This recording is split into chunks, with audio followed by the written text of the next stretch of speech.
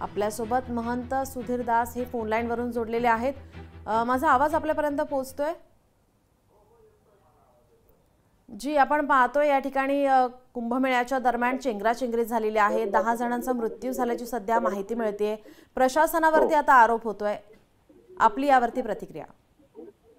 नाही, असं आहे की आमचे जे शाही स्नान असतात त्या शाही स्नानाच्या आधी भाविकांनी स्नान करू नये संगमनावरती असं एक नियमच असतो।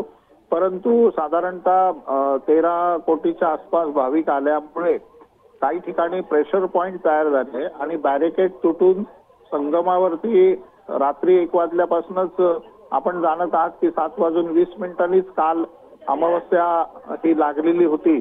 त्यामुळे त्या पर्वा करता संध्याकाळी 7 वाजल्यापासून स्नानाची प्रचंड गर्दी आणि प्रत्येकाची अशी इच्छा असते की मला संगमावरती स्नान करायला मिळावं। त्यामुळे भाविकांचा प्रचंड लोढा, हा ओंढा आणि गर्दी ही सगळी संगमाकडे सरकायला सुरुवात झाली आणि ज्या ठिकाणी जे बॅरिकेड्स लावलेले होते प्रशासनाने, म्हणजे येणारा मार्ग आणि जाणारा मार्ग यामध्येही गोंधळ उडाला आणि खूप मोठ्या प्रमाणावरती भाविक जे आहेत ते संगमावरती आल्यामुळे शाही स्नान आणि साधू नागा साधूंचं जे पहिलं स्नान असतं, मी आता आमच्या निर्वाणी आखाड्याच्या समोरच उभा आहे। आमचे सगळे जे रथ आहेत ते थांबलेले आहेत आणि आखाडा परिषदेने शाही स्नान करू नये असा निर्णय घेतलाय। परंतु स्वतः मुख्यमंत्री, प्रिन्सिपल सेक्रेटरी, मेळा अधिकारी यांची इच्छा आहे की शाही स्नान साधूंनी रद्द करू नये।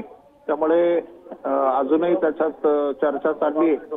परंतु सकाळचं 5:30 वाजल्यापासून सुरू होणारं शाही स्नान अजूनही या ठिकाणी थांबलेलं आहे आणि प्रशासन चर्चा करत आहे आखाड्यांची।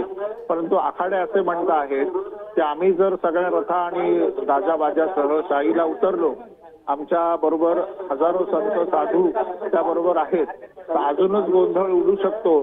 त्यामुळे आम्ही तूर्त तरी असा निर्णय घेतला आहे की या ठिकाणी शाही रद्द केलेली आहे। जी, आता आपण भाविकांना काय आवाहन कराल अशा वेळेस?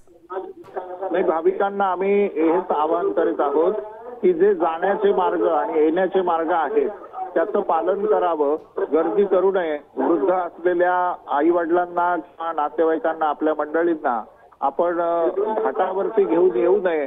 लहान मुलं असतील तर लहान मुलांना देखील तुम्ही बाजूला करावं आणि लहान मुलांना किंवा वयोवृद्ध लोकांना स्नानाकरता आता आणू नये अशी विनंती आहे।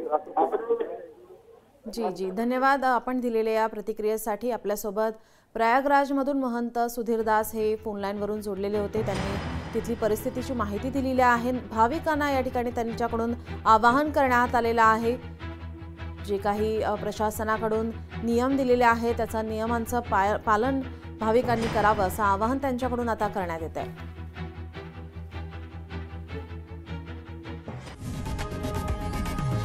लोकशाही मराठी ऐका, पहा, जागरूक रहा।